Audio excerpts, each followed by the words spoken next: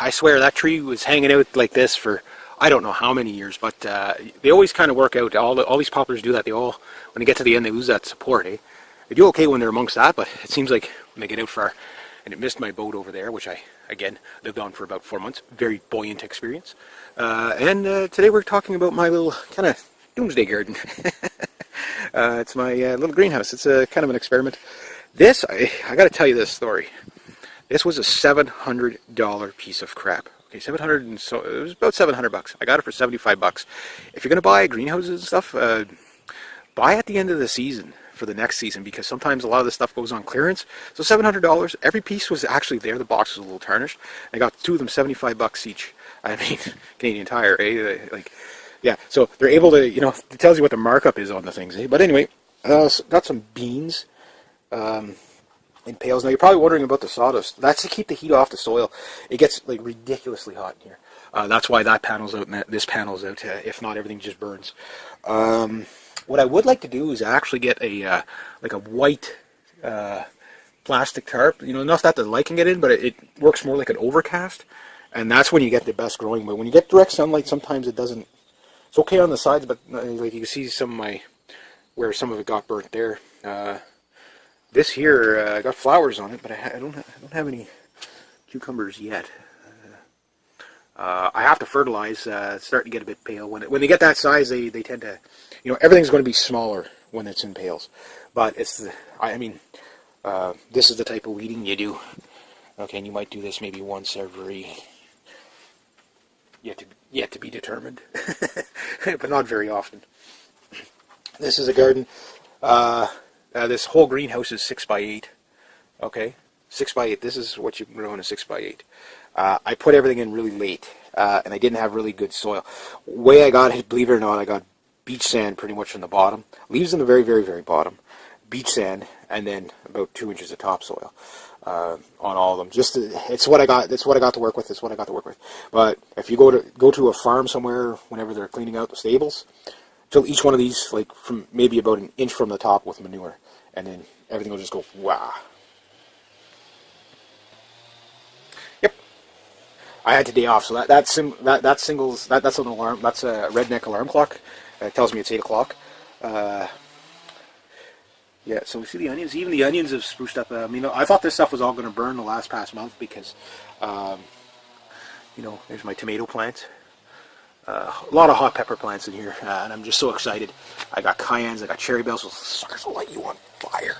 I've got all kinds of stuff in here. It's kind of neat. Stuff, it's always too hot in that corner, I guess. It just, for some reason, the sun seems to cook everything in that corner. I tried a couple of, you know, those little pucks and whatever. But, yeah, so it is doable. This is probably, I'm anything but, I'm a hunter, I'm a trapper. I'm good at that, but green thumb, that's a whole new... This is what you would probably refer to as permaculture, where you make use of, you know, everything you got, and you can control this very easily, especially if you're spending most of your days working. That's why, like, believe it or not, I'll show you our previous garden. You're looking at it. So where all those daisies are? Yeah, all those daisies. That's our previous garden. Basically. Yeah, that's the previous garden. Years ago, we used to have a pig pen here, and we'd move it around every couple of years, and everything grew really well here. But then, you know, you stop working the land, and it all becomes, like, it looks lush and green, but everywhere here, like, I'll just show you, like, look, beach sand, like not even a couple of millimeters or quarter inch down. I mean, my entire region around here is like that. So you have to put stuff on the land. Farming is a lost art. That's why we're in such bad situation economically. A country can only be as strong as its farming community. But if every person in the country had something like this, it's a supplement. I mean, that will not feed you for very long, and it takes about 4 months to get a crop going. You know, I mean, everything in here is in the growing stage right now. This helps. Trust me, this helps. And now the sun's coming out. This is going to get. I'll close this up anyway, but you get the idea. It can work, and this is a good idea. And the other nice thing about this is you can move stuff around. You don't have to get this extravagant to make a greenhouse or whatever. You can, do whatever. You can leave all this out, but that helps with the weeding a lot. As far as watering, I just use a regular thing to water it. When the conditions are right, like the temperature right now is really, really nice. It's almost perfect for growing. And the humidity is what really makes the difference. That morning dew really makes the difference. That's why I leave this open. This allows the morning dew to get in there. Speaking of, I'm going to let it condensate a bit. Door issues. These things are kind of cheap. There's little rollers in there that keeps falling off. So I'll set that back on there and then. But anyway, I just thought I'd show you my little greenhouse that survived impending doom by the tree of death. Well, here, let's follow that tree. Goes up and then down and then, haha. Live well, little greenhouse. Live well. Okay, going back to my greenhouse, and there's the tree of doom.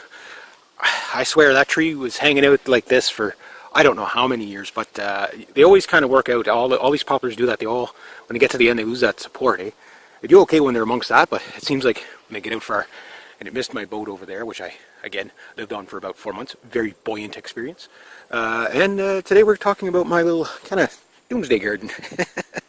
It's my little greenhouse. It's a kind of an experiment. This, I got to tell you this story.